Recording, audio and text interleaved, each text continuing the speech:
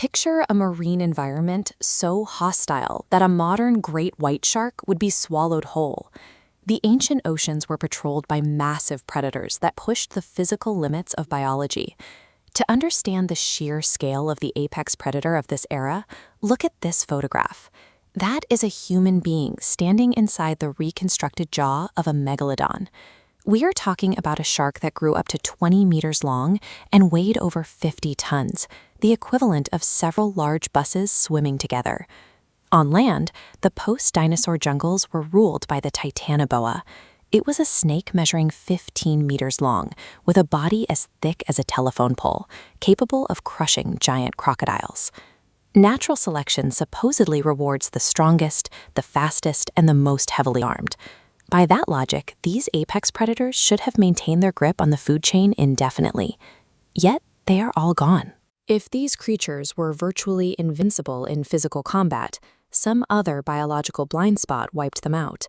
The Titanoboa's cold-blooded biology demanded a specific climate. To keep a 1-ton reptilian body moving, the global temperature had to remain constantly above 30 degrees Celsius.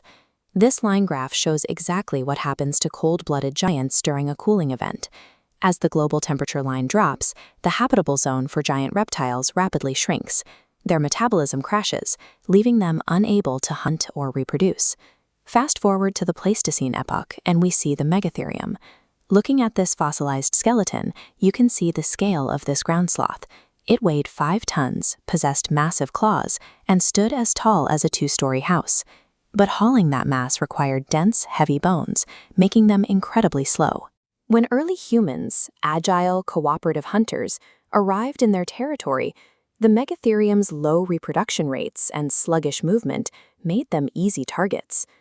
Back in the ocean, the Megalodon faced a similar problem, the staggering calorie cost of its own body mass.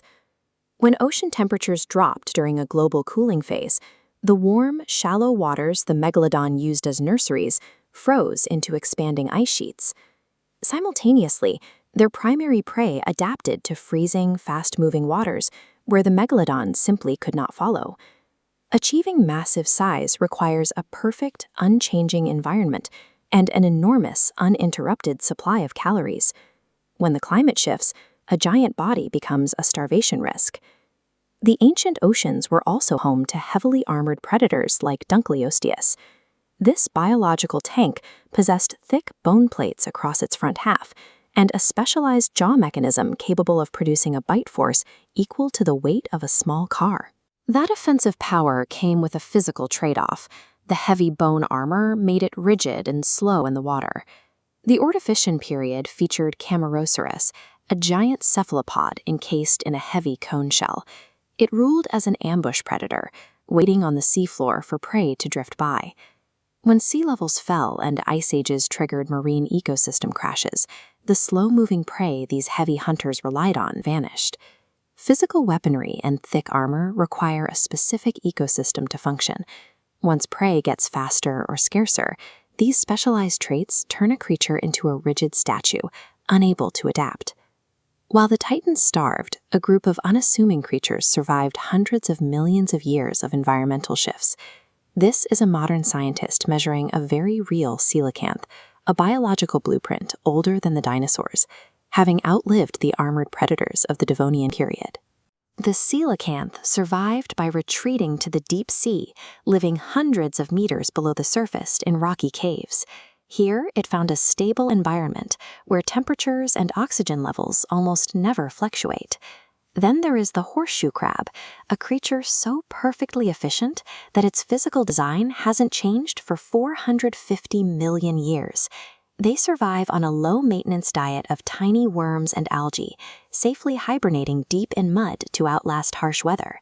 As you can see in this lab photo, they also possess copper-based blue blood that instantly clots around harmful bacteria, defending against disease. By opting out of the evolutionary arms race, these species traded physical dominance for a low-energy, hidden lifestyle that outlasted every titan that came before them. Look at the intricate engineering of this nautilus shell, the final survivor of our story. It looks nearly identical to its extinct cousin, the heavily armored ammonite. Ammonites relied on hunting live plankton, a food source highly sensitive to climate changes. The nautilus survived by eating dead organic matter on the ocean floor, a food supply that is nearly constant. The ammonite released thousands of tiny eggs to float near the ocean surface, while the nautilus cemented a few large eggs in the deep sea. When an acidification event hits the surface, the ammonite's floating eggs dissolve. The deep-water nautilus eggs remain safe. Earth's history shows us that biological success is rarely about dominating your environment with size or force. Survival belongs to the species with minimal resource dependency, ready to adapt while the titans starve.